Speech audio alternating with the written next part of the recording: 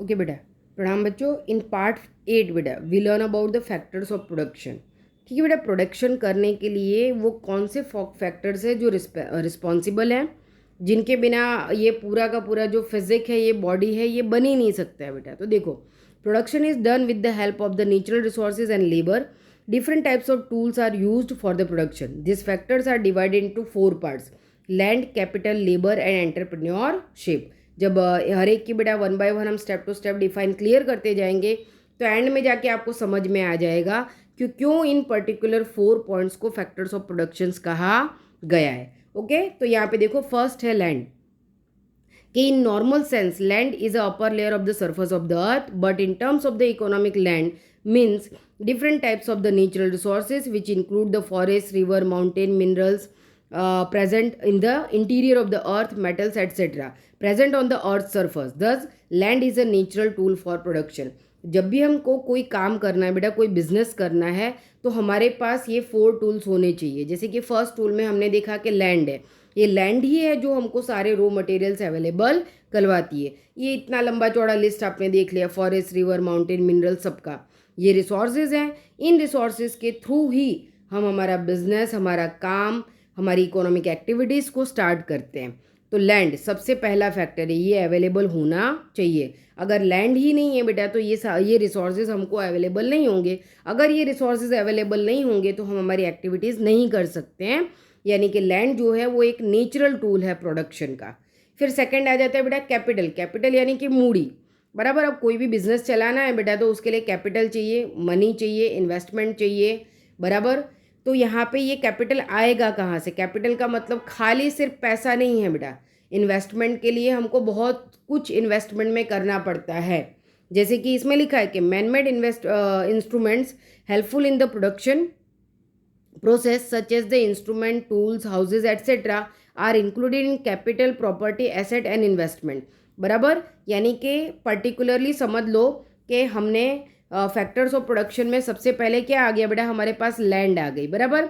ज़मीन आ गई। ज़मीन के ऊपर हमने क्या किया, अब हमने बिजनेस लगा दिया, हमने एक फैक्ट्री को खड़ा कर दिया है बेटा।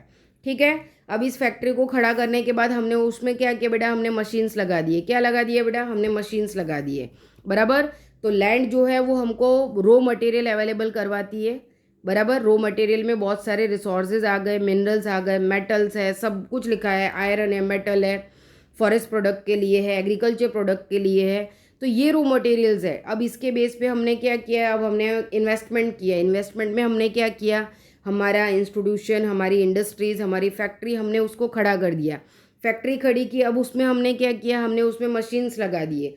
अब यहाँ पे हमने सारे एसेट, सारे टूल, सारे मशीन, ये सब कुछ फिक्स कर दिया, बराबर। यानी कि लैंड जिसने हमको रॉ मटेरियल्स अवेलेबल करवाया, कैपिटल जहाँ पे हमने हमारी फैक्ट्री या हमारी इंडस्ट्रीज़ को खड़ा कर दिया, उसमें हमने प्रॉपर्टी, एसेट और इन्वेस्टमेंट, ये सारे फैक्टर्स हमने यूज़ कर लिए। अब जो थर्ड नंबर है यानी कि लेबर। अब इस मशीन को चलाएगा कौन बेटा, है ना। बिजनेस तो खड़ा कर दिया, पैसा लगा दिया, फैक्ट्री भी खड़ी कर दी, रॉ मटेरियल्स भी लेकर आए, लेकिन सामान को प्रिपेयर करने के लिए, फिजिकल और मेंटल वर्क करने के लिए हमको किसकी ज़रूरत पड़ती है, थर्ड फैक्टर की ज़रूरत पड़ती है, यानी कि हमको लेबर्स की ज़रूरत पड़ेगी। Okay, labour means the mental और physical work done with the aim to obtain the monetary gain. Labour is a living factor of production. बहुत ही इंपॉर्टेंट लाइन है बेटा, labour is a living factor of production. जैसे कि land जो है वो नेचुरल पर्टिकुलर टूल था, यहाँ पे देखो land is a natural tool for production था, वैसे labour is a living factor of production माना जाता है। वो प्रोडक्शन का जीवंत, यानी कि बेटा हम लेबर्स जो इंजीनियर से लेकर, आर्किटेक्चर से लेकर, बिल्कुल नीचे बेसिक काम करने वाले तक, सर्विस प्रोवाइड करने वाले तक की जो पर्टिकुलर एक आबादी है उसको हम लेबर्स कहते हैं, बराबर। लेबर वर्क करना है यानी कि सर्विसेज प्रोवाइड करने वाला फैक्टर बेटा। इसका मतलब लेबर वर्क करना मतलब इसका मतलब ये नहीं कि हमेशा मजदूरी का ही काम करना।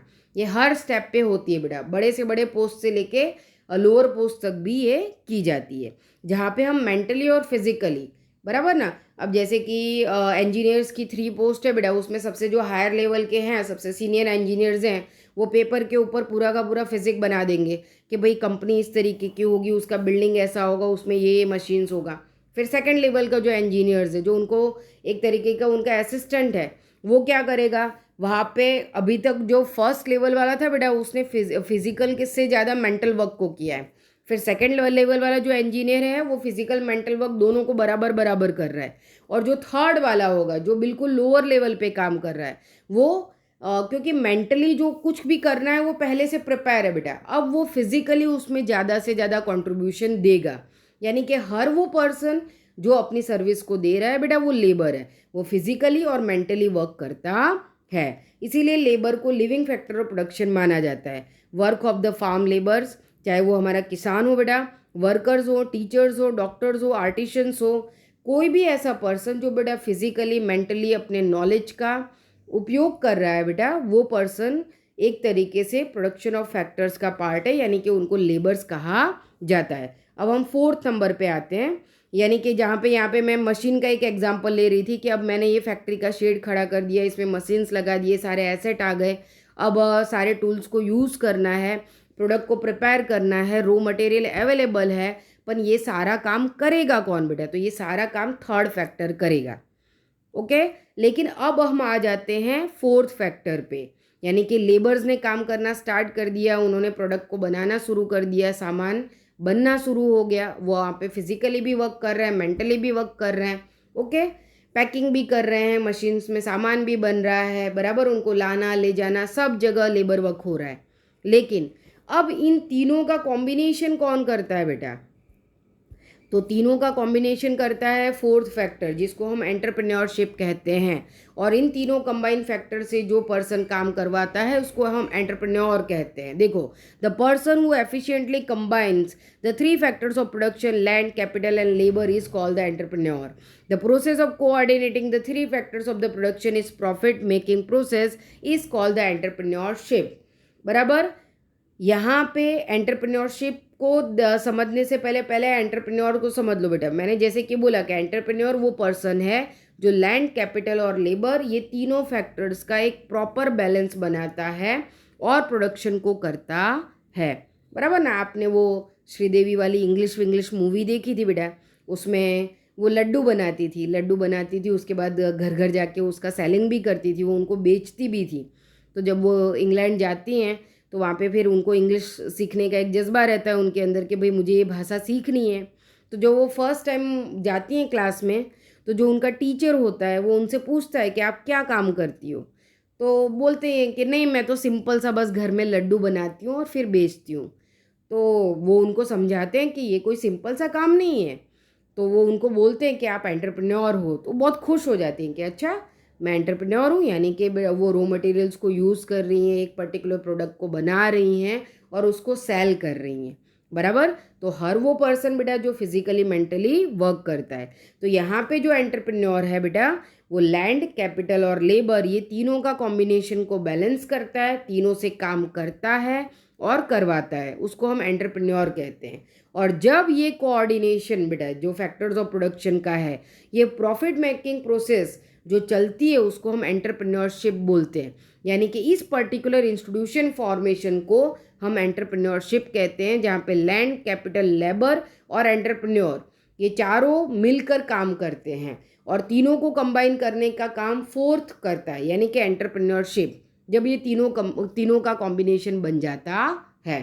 ओके, तो यहाँ पे आपको फैक्टर्स ऑफ प्रोडक्शन बेटा काफ़ी IMP है, इसमें से ये अलग अलग जो 4 फैक्टर्स है ना बेटा, इनकी डेफिनेशन पूछी जाती है। आपको पूछ सकते हैं कि एंटरप्रेन्योर की डेफिनेशन क्लियर करो, एंटरप्रेन्योरशिप को क्लियर करो, लिविंग फैक्टर्स ऑफ प्रोडक्शन को क्लियर करो तो आपको लेबर बताने पड़ेगा, नेचुरल फैक्टर्स ऑफ प्रोडक्शन को क्लियर करो तो आपको लैंड की डेफिनेशन क्लियर करनी पड़ेगी, और छोटे छोटे ऑब्जेक्टिव क्वेश्चंस भी इसमें से निकल के आएंगे। ओके, तो मैंने पहले ही बोला है कि आपको लैंड में क्या ध्यान रखना है बेटा, कि लैंड के अंदर एक तरीके से देखा जाए तो आपको देखना है कि particular land is the natural factors of production and labor is the particularly living factors of production। अक्सर ये ऑब्जेक्टिव क्वेश्चन आते हैं बेटा, मोस्ट IMP। फिर आपको एंटरप्रेन्योर की डेफिनेशन याद रखनी है और 4 के 4 प्रोडक्शन का प्रोसेस, यानी कि एंटरप्रेन्योरशिप। ओके, तो फैक्टर्स ऑफ प्रोडक्शन बहुत ही क्लियर आपको इसका लर्निंग करना है, इसमें से बहुत सारे छोटे मोटे क्वेश्चंस आपको मिल जाएंगे। ओके, तो इसके बाद के नेक्स्ट पार्ट में बेटा हम distribution of factors of production के बारे में देखेंगे। Okay, thank you.